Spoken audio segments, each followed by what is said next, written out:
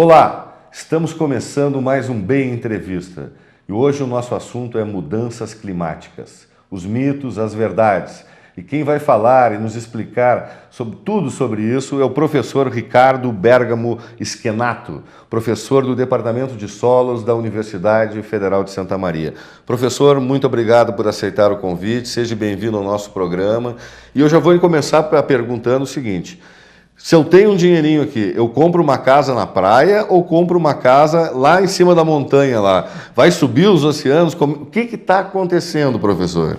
Bom, primeiramente eu agradeço o convite, poder estar aqui nesse bate-papo sobre um assunto tão polêmico e que é difícil para quem trabalha dentro do meio científico e também muitas confusões que o público leigo tem, então tentar dirimir algumas delas hoje. Eu acho que o grande assunto do momento é as mudanças climáticas, no mundo inteiro, né? Todo mundo fala nisso, existe gente que diz que está aquecendo, tem gente que diz que estamos entrando numa era glacial, né? Tem gente que está os oceanos subindo. O que é verdade aí, professor? Eu compro a casa na praia ou eu compro na montanha? Bom, respondendo essa pergunta da casa, compra aonde você achar melhor. Essa é a minha melhor resposta. De fato, existe uma elevação no nível dos oceanos, isso realmente está acontecendo. A grande dificuldade é se conseguir medir quanto esse nível vai subir. E quando a gente fala em mudança climática, normalmente os números eles são em escala global. Então é muito difícil precisar em cada local qual vai ser o impacto real. Então, quando a gente fala, por exemplo, na elevação do nível dos oceanos... Pressupõe-se um aquecimento, né? Isso. Quando a gente fala da elevação do nível dos oceanos em 60 centímetros, por exemplo, ou 80 centímetros, não significa que em todos os locais ele vai aumentar 60 centímetros ou 80 centímetros. É claro, logicamente, aqueles locais no litoral, onde são mais planos, onde não tem, por exemplo, uma vegetação, não tem a própria topografia do terreno, ela é mais plana. O nosso, ele tende a ter alguns impactos praticamente maiores. Tem um istmozinho, que é ali da São José do Norte, ali, já tem a lagoa. Isso. Mas, então, é muito difícil, porque também tem uma série de outros fatores, por exemplo, as correntes oceânicas, tem toda a sistemática de deposição de sedimentos na praia e a retirada desses sedimentos. Então, são vários processos que eles atuam localmente. Então, em cada local, a gente tende a ter um efeito. Cada parte da Terra tem um efeito sobre isso. Mas, afinal, está aquecendo? Está esfriando? Sim, está aquecendo. Isso é consenso. Não existe certeza. Quando nós falamos em ciência, dentro da pesquisa científica, a gente costuma dizer que não existem certezas. Certezas não existem em ciência. Apesar da gente ter essa noção que a ciência é a mãe da verdade, na verdade não. A ciência é comprovada, a experiência é comprovada, repetida, nas mesmas condições. Só que o método científico, a ciência que a gente faz, ela é baseada em estatísticas. Então, todas as afirmações que se fazem em qualquer campo da ciência, elas são baseadas em uma probabilidade. Então, por exemplo, a mudança climática ocasionada pelo homem, ela tem 95% de certeza de que essa mudança é ocasionada pelo homem. Então, a gente trabalha com probabilidades. Ação do homem, desmatamento. Exatamente. Que a ação do homem que está levando a esse aumento da temperatura também em nível global, um aumento da temperatura média da superfície. Então, com 95% de chance de acertar, eu posso te dizer que sim, esse aumento de temperatura está ocorrendo. Isso em todo o mundo? Sim, isso na verdade é uma média global, né, que se faz. Os efeitos locais também variam muito, da onde se está se medindo, que parâmetros se está medindo, como se toma essa medida. Por exemplo, quando a gente fala também, que é uma outra confusão que a gente faz, que é muito fácil a gente fazer, porque quando nós falamos em mudança climática global, normalmente a gente associa o termo aquecimento global. Não é isso. Não, é que isso nos leva à seguinte ideia, que a mudança climática ela significa um aumento da temperatura. Na verdade, em alguns locais nós podemos ter uma diminuição da temperatura, existe uma série de processos que vão ser alterados. Em alguns locais pode chover menos, em outros chover mais, em alguns locais... Como o Ninho e a Laninha, aqueles fenômenos assim. Isso. Uma pergunta, uma curiosidade minha. Agora, em fevereiro, nós tivemos aquele ápice de calor aqui, né? Acho que chegou 47, 48 graus. Exatamente. Aqui no Rio Grande do Sul, né? Ao mesmo tempo, o hemisfério norte estava enfrentando um vórtice polar lá incrível. Os Estados Unidos lá entrou, praticamente congelou. Os Estados Unidos, Japão... Muitos dias a temperatura menor do que 30 graus negativos. Né? No BEM mesmo a gente publicou, uns cientistas russos, uns pesquisadores russos lançaram uma hipótese que o mundo está começando a entrar numa era glacial. E nós aqui, até brincamos, né? Nós aqui é quase 50 graus de temperatura, aqui o cara quer dizer isso e tal. Afinal, essa mudança climática, ela quer dizer que aqui no Rio Grande do Sul está aquecendo, mas lá nos Estados Unidos está esfriando. Isso é verdade? O que tem de verdade nisso? Duas coisas que eu gostaria de falar com relação a isso. De fato, esses são dois exemplos muito interessantes que a gente pode tomar como marca que essa mudança climática está ocorrendo. Então, essas temperaturas extremas, ela já é um efeito da mudança climática. Então a temperatura muito alta, por exemplo, aqui nos nossos verões, aqui em Santa Maria, como a gente vivenciou esse último ano, e essa temperatura negativa, muito mais do que o normal nos Estados Unidos, em todo o hemisfério norte, que também aconteceu enquanto nós... Em latitudes nunca antes vistas, ali no sul dos Estados Unidos... Exatamente, e mesmo em locais que normalmente são frios, a gente viu temperaturas de menos 30 graus centígrados por muitos dias. Nova York mesmo, né? Parou, exatamente, né? Muitos locais que normalmente ou não neva, ou neva muito pouco, nevou muito esse ano nos Estados Unidos. Então, esses extremos de temperatura, eles são uma das marcas da mudança climática global. Qual é as outras? Invernos mais frios, verões mais quentes. E em relação a o que é verdade e o que é mentira. Quando nós trabalhamos dentro de ciência, como eu falei, nós temos várias medições, muitas coisas sendo medidas, e algumas com um grau maior de certeza e outras com um grau menor de certeza, com muita incerteza nos dados. E também existe dentro da questão da mudança climática, nós temos uma relação com outros campos, por exemplo, a política, a economia, a gente não consegue dissociar esses campos.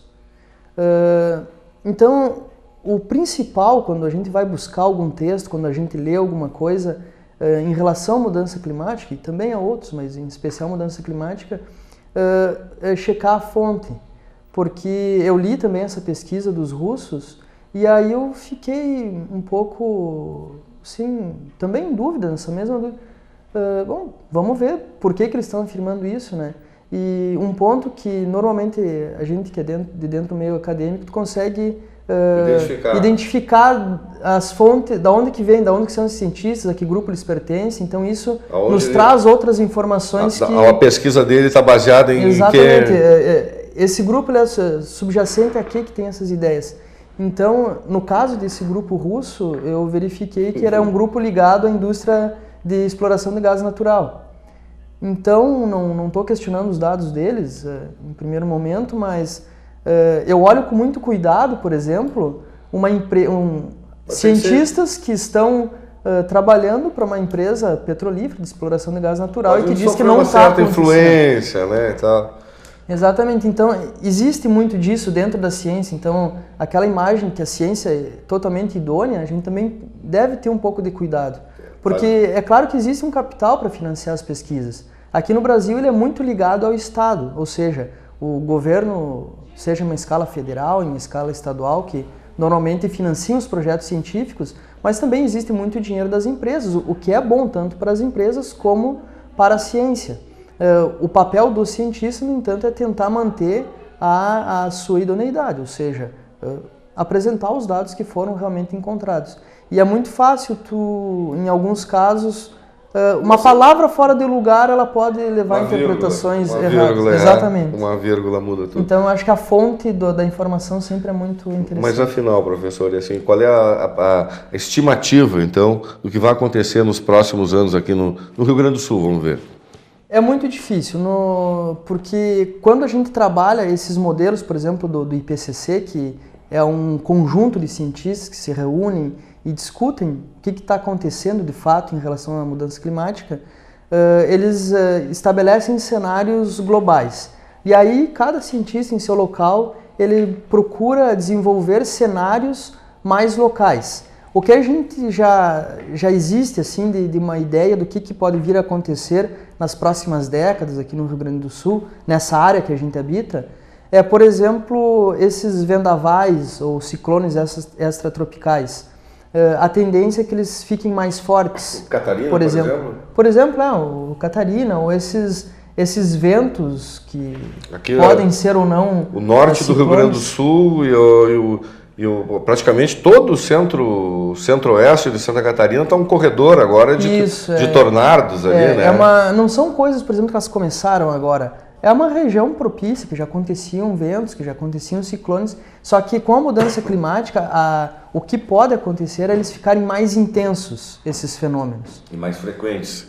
A frequência ela é bastante discutida, tanto que há alguns anos, para pegar um local que é bem mais estudado, esse fenômeno de furacões, por exemplo, que é nos Estados Unidos, ali, Golfo do México e Estados Unidos, ele tem até o corredor de furacões. Oklahoma. Isso, entrando ali meio oeste. Meio oeste, pelo centro ali. A primeira ideia, assim, alguns dados mostravam que haveria um aumento na frequência e um aumento na intensidade desses furacões. Hoje já se sabe que a frequência ela pode até diminuir, a frequência deles, mas eles se tornarão mais fortes, mais intensos. F5, então, no caso. Isso, por exemplo, se a gente tinha um determinado número de furacões, poucos eram F5, por exemplo. Tudo F2, agora, F3. A tendência é que eles comecem a se tornar mais fortes. Talvez menos furacões, menos tornados, mas eventos mais fortes, ou consequentemente mais catastróficos. Então aqui para o nosso bioma do Pampa, aqui do Rio Grande do Sul, aqui, a previsões então a estimativa, né? Assim que você diz, né? Isso, estimativa. Seria vendavais, ventos mais fortes, chuvaradas, tormentas mais fortes. Aí outros fenômenos que a gente pode começar a notar é esse que a gente notou no último verão.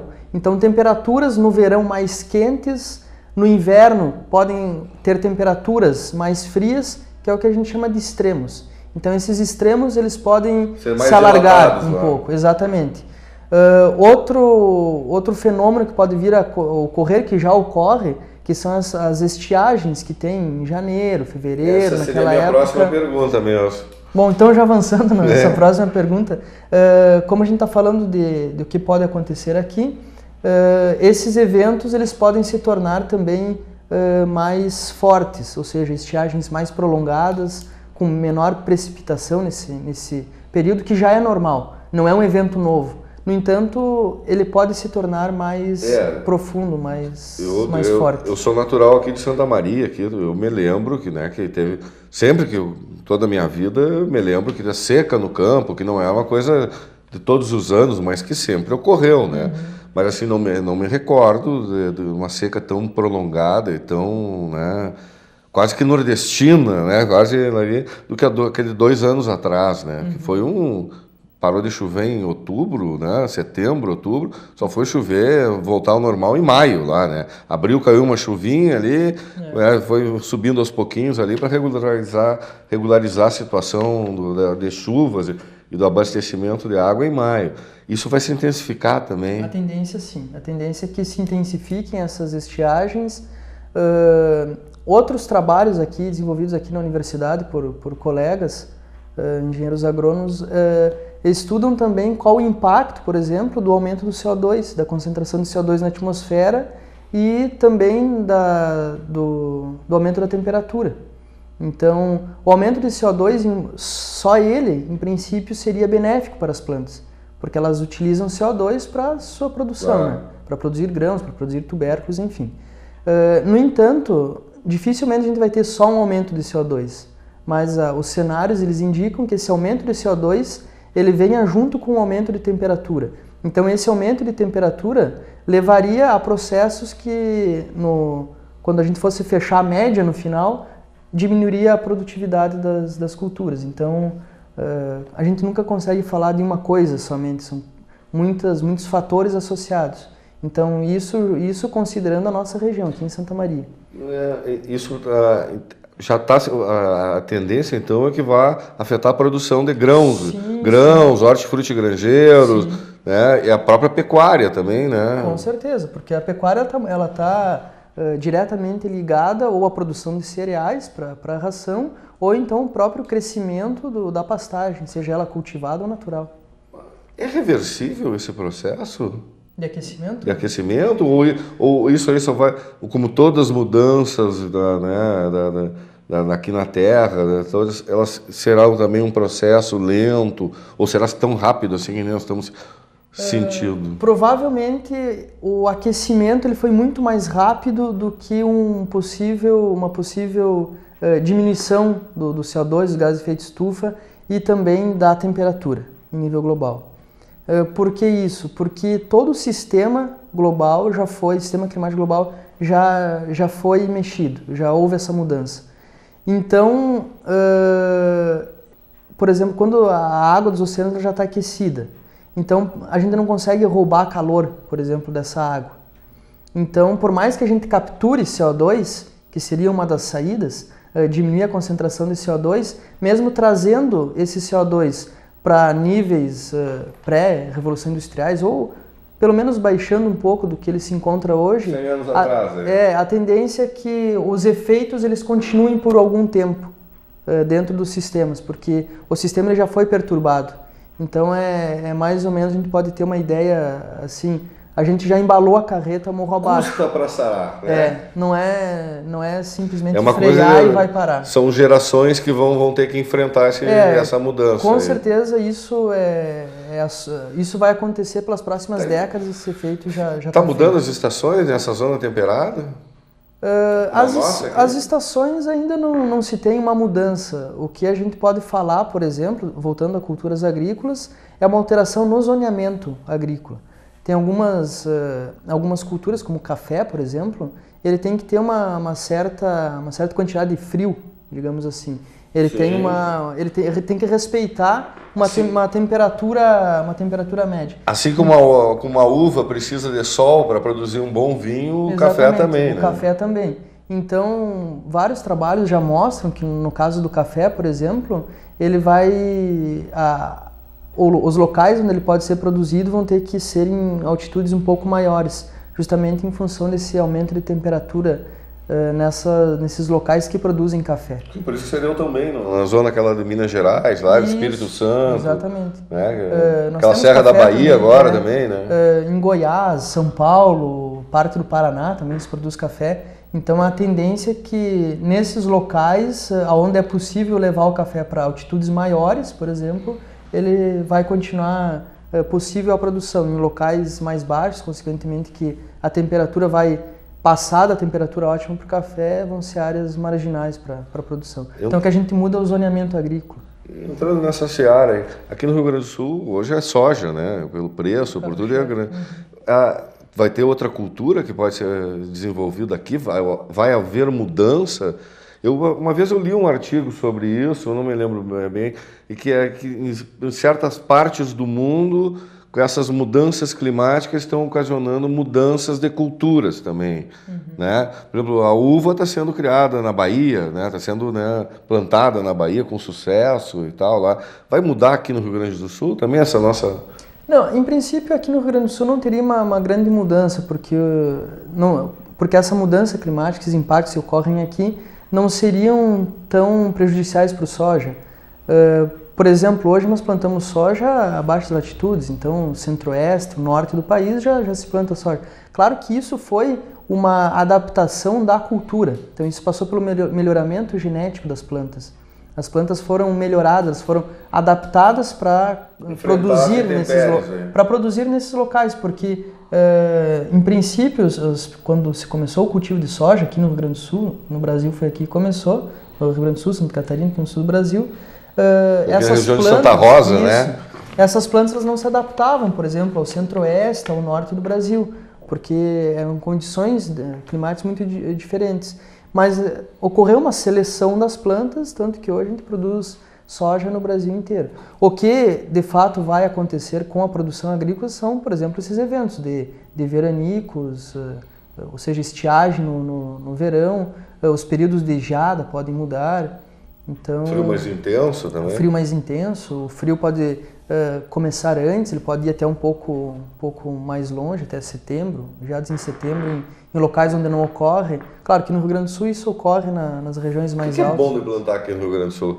Assim, tirando o dinheiro, assim, olha, isso aqui é um lugar para esse tipo de cultura aqui, se adapta tranquilamente. Nós temos diversas culturas, vários hortifrutis se dão bem aqui, com exceção de culturas tropicais, que são muito, assim, uma exigência muito tropical.